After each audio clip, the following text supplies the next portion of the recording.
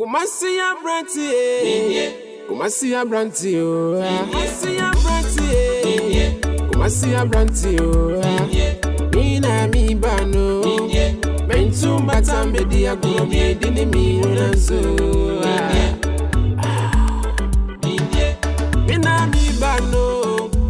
Mina mi bano, maweni na ho na me ba. KUMASI ABRANTE3 mini. Itu kwayin bebe sika na menye bia kohwe busia KUMASI ABRANTE3 Penny for baby say. It's been a while. Yeah, for sure. Where have you been? Yeah, I'm around. Why? It seems you're not okay. Why? Talk to me. But I think you are not here. You went back to the States, right?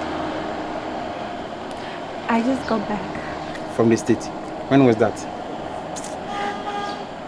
I can't lie anymore. Let me tell you what happened. Why? What happened? Do you remember that guy? The one that saw us the other time and told us he can actually give us a big land, like 12 acres. What's his name? Which guy? KUMASI ABRANTE3. KUMASI ABRANTE3. Yeah. Why are you crying? Why? What's the problem?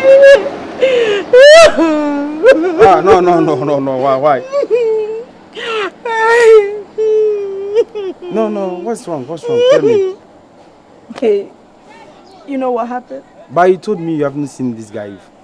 So he actually came to me and told me, you wanted a good guy, so I should just forget about you and he can handle everything for me. So I was like, are you sure? Because he told me that you want to dupe me, you want to take everything that I have and make it yours. So I was like, is it true? And he was like, he was able to convince me. So I was like, okay, let me cut you off and bring him in. I did that and you know what happened? So that's the reason why the last time you saw me, you just fucked me up. I'm sorry. Huh? No need so sorry. I'm so sorry. No, it's okay. Me, I'm okay with it. He ran away with my money. Like seriously? He had sex with me. Actually, I'm currently pregnant for him. Can you help me find him? Can you help me? So for how much did you give to that guy? A lot of money, like more than $100 million. Like, it's too much. I cannot. I drink wine.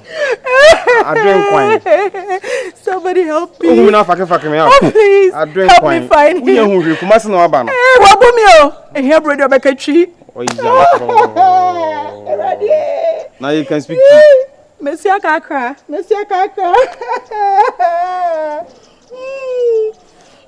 Boy, I'm okay? Please. Really? Then you have to pay me. You also want money from me? Yeah, for sure. Because you didn't trust me. So if only you can pay me, I'll do it for you. I'm broke now. I don't have anything on me now. I cannot. If only you can pay me, I'll do it for you. KUMASI ABRANTE3,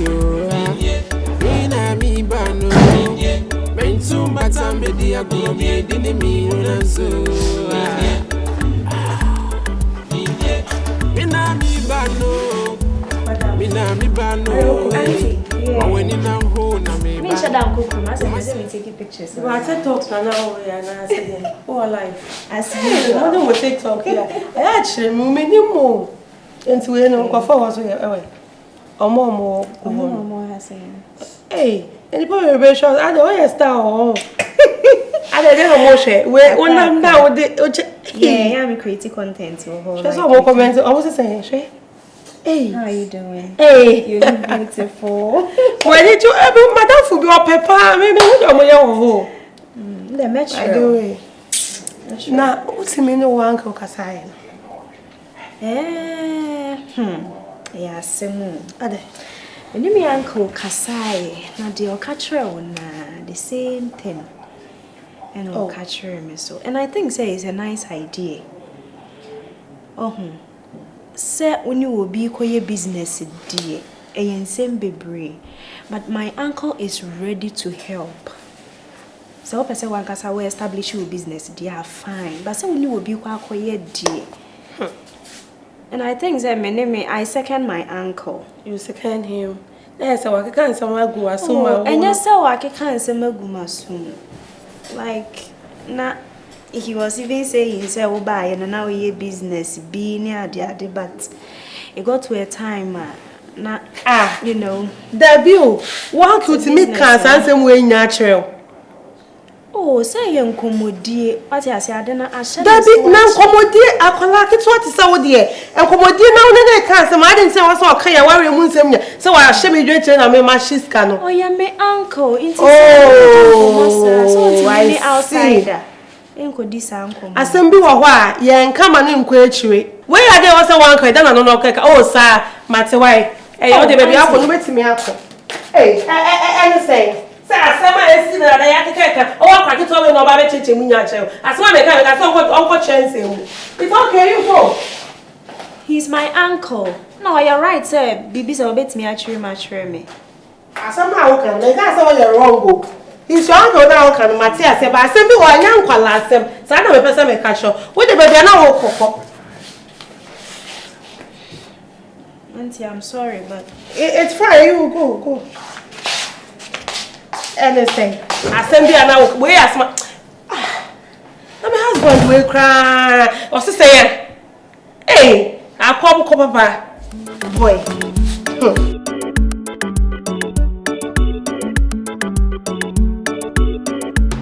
When the first why busy me Jimmy cafe chunku do average na. Ko don banchas. Ni ada gisa. Yeah, me me bonita nice. No problem. Yi mo. Mati. Say unim se ne na me ni address it I me di 2 kwan. Ba me ko ho no me ne di nkomo bebre. Mo bebre me ko ho na me nua ni fry. Na fa me ba ya di enko. Ti me ne mama so di nkomo. Na si James won teninka. Na fofo no mu bia so nti jenka. Obaba. Ade ebubu ho na abusa yi. Mommy so anteninka e papa je papa e maame. Menteninka ana ice man so anteninka. Ba me de mi wa reshimu se bia da dinu ya me na onim de oye. Madam fon mi nua no hwenye no. Na metias. Jani nti amigisa ko si Jesu no. Nsa me bai mama kan bibia fa ne ho kire me. Na me ne me yonko bi okokese mu di nkomo. Na che so say enu no ebetima yi bibia fa ho ba che me de ne ba ho ansa. Na se yonko tie domre nyina no ani ahahan. Tina ne akowia ne sikasem. Nti jani je moye se nue ya je ni ho idie. Tinkawo anene ice mo na boys mo be kan bom na. Waka come on san no. Ne mbenya bia na masoso. Oh, na yetime de adwa kwa ko hu doctor na afi ni obeka bia na yese. Ene di obu ani yinti bicycle ba be se. Oh, initially de nya be 5,000 na. Be 5,000. After you benya say. Oh, medium me be 2,000, like that's the best I can do. The proper me na for no ka o hwan ko bia each person per head nka be obi am person. Oh, say in say na bia mo maka na ye close. But nka bia wo ni ice na mo miensa na obi abenya 1,000 kwa kan ho. Oh, e wurade. Okay. Esrawo. iPhone no kure ba akopɛ. Sikaminya. Determine bi ano na me wo. So ba me akɔ doctor nanim na me nakɔ kasa sere no a. So onhwɛ mayen. You can be best. Sabi hu ba bia asemni gina de puma sibira yes say obetena wa akɔhwɛ sɛ me piska kwaye. Ɛnde me gitu na emu fa me kɔno minya. Agema no. Yokɔ de ba akɔpɛ me mpeni pɛchiri sɛm ka wanim no aka keminya bi. Me na me kɔpa ma mom bia 10 na me tɔdwa na mundi. Sasa mama ka mo ade boaboa mo kaka. Me na me hwɛ no kora. Ma me na me hwɛ no. Ɛna me ka no ntina. No ntina sɛ me tu mani a wo na me de mani beto e sɛ nka ne. Wo be ba kɔ ma kora wo no be kɔ no mu na. Ndi wo sɛ wo hwɛ no na sɛ wo anso wo san akɔdi bi. Hey shy. O mi so de ne ice mo nka sɛ bia. Ma ba kɔ ma me gwada kwa. Me ma ba kɔ ma. We ma ema ba ko. Thanks to this no. But thanks to the man ne to ni say. Ye ma ba ko ni momone. Shall I please get serious? The end me for baby like no for any kasa ni we shall communicate with the number discuss them na me maybe am dey me discuss am we masama so you goof go mama dey bon pesa dey bon chai me yan now I is monswe well me an ko e ba me na do e no eyes no yi bi da o ma kini ko e ba ko pe wa kana Matias yintu na mo o de yangu doctor to be tias an fi ya no ko kasa minim ni kwanti na o mama na ye aba from no it's at least 2000 men man can think am okro money JD ago muntimi nka mum enya 3000 pacho we decide ya tutumu e de beti na don dizi mi no kese hey it's what's this asem bia nya wasem hia we asi ma bai tie no kura me ka de da ho me ko gini wachi nka wani ma ka tumi nya sika no ko se ya fuyi me kura me beti me fon ko to sa we decide no boy dizi mi no na o dua bruso na nkrante mo to o de ko afu o ko na nkrante be 16 billion o ngum 16 billion wututu zo mu na san kante 16 no ko mo nkwa nka no kwa unya 1000 fees e nkante fa so sa ko mo na ko we ni say mi mo abai fu a wututu onya mu akrante no hu ni wututu ai sei o gano o mu be no ma wi abrufu ni nyina da abrufu ekes ade de me pase me yema ono eye genuine so me wo me nan fofo bebre no say we no ye soja what am I say mama good so what I want you to do now is wa konta de o si wa fa usika wo mpese o de be ma de tua o connection fee no me nuani what am I say mama good oba di wa chi na won fa nko fee na onko wakuntam ho no nko gini sika onfa ma what am I say fi say me pe wasem me pese me mfa untu kwan me pese me mbo ana ade na me pese me mfa ma no me ye no pepe fa ma soldier this be my guy okay we I want do 1 or 2 travel things give up yeah but the problem be say like I was discussing in brother-in-law taking money okay with the guy to they do go and come as line. So right there, what I want you to do is you follow to the guys in your house. Then you give him henya to pay him money. You back. Okay. Yeah, that be all. So and my catch no. What am I say? So you know, said the idea no fire you know what Jesus can be to me. I catch no now who do be. Senior. That man yasema me that man yasema me no problem hey ade wo ye krom samanfo ni bia na nkrofo odi omoto kwa me woni su ni pada wasanse me ma soja ni nkwache ma kontan na me yanzika yes but na me nshira it's fine na me nshira I really want to help you I really want yeah na eye me ya se wo be ma kwadwo besnata wo ba woni kapre na me ni sister japade je to wa wo so wo diskana siese sika no mfa mai aban only problem me sre aban sambeka me ya sambeka sika James kama me bibia be fa why na me shira bi boss na me shira inti sisi anu be fa obe ye style ben oba kwa sisi ana so nko next time na oba na aban e ba chaw da bay na obinya ho ami akọ da bay ana tambay Upe crash say betimi akọ so that you wa na ofie nkwan dey any problem betimi na me frame me sister me so here we dey ofre na hey ofre na manu nka se wo mba ho ubi sane so wo fie ne ho te sen what you say e manu mfa na dwene dey mba so hello sister ai me be twa mu ko ai madam fuwe ho wo ofie okay. Na moya biane de. Hey, abetie. Ene me ba beti konto mo ami ensan bi agun. Okay. Na ma konta ho. Me ba wo si why. Okay. Any bye. I'll meto drink na bro. Bye. Okay. Pacho Sophie. Ai. O de ma me fa me handcuff ne yanko. Why? Yeah, dancing so. Right there. Need to drop me for my dancing there. Okay. Then you take the action. Okay. Yeah. Okay. me nam say. Le wi ase pa so ni peti meet me wi ase yesi. Bra se mi na ba. Sama tu. Akonta. Me say man nam so da. Akonta enye ne boni nso o. Me ko pe bia bedi ene me ko ye de nam akonta. Oh. Ewi chi say ewi ase we am say da bia me ba ha me ne mo kasa ase me say ewi ase we say wan suro nipa unyini nche. So wan suro nipa unyini nche o. Enti bia di he kumase fo okọ kumase bioma o mo se bom tonto si ya pacha. Unim di om de to so. Kwase abeba biom tinye tonto si. Omo fino no kwase abeba biom tinye tonto si apacha. Cause no ne bebre dumu a eyenefo. So enti miss na da bi ko be me sapan ko babesia pa na scam me babesia.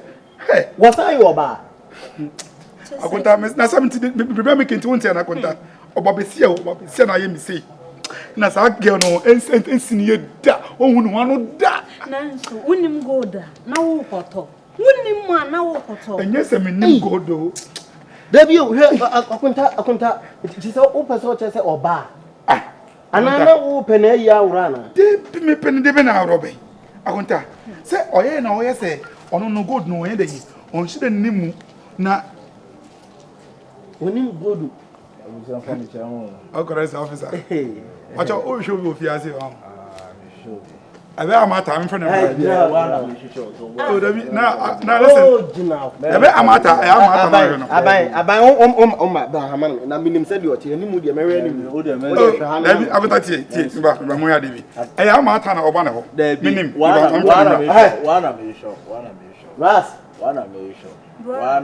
oh, when mistake.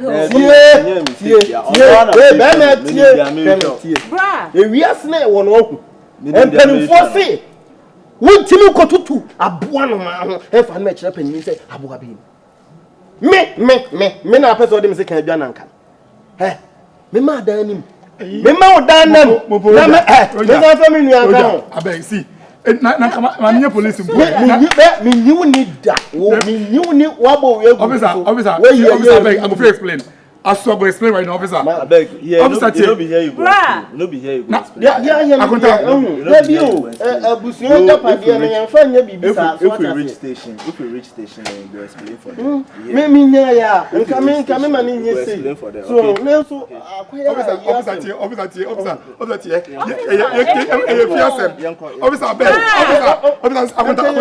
officer, the way. Na baby. Yanko.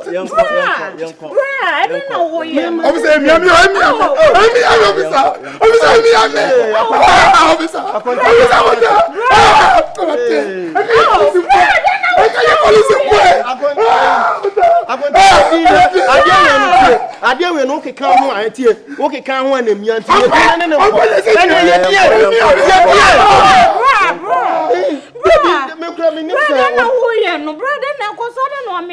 The way I was sitting in Conquam, who cried me. Ah, Micron is so than any if you had a do. And you're not going to buy. And now, why Jandron, which and Jandron, 1 hour, yes, and I don't see my mouth of I am Micron himself, you're better if you know what he and Semna. And the one we are my boy, China, my. Oh, no one else won't if you had a Shushan Musa. Is he a band? Braja, gone on in me. You say, I quite buy some. Is he a band panachino? This is your band day. As some mammy say, I can't fear enough to walk off so genial. They say, dear. You say a jama by nearing the court to the embassy. In a blade crowd, I was all hard I was.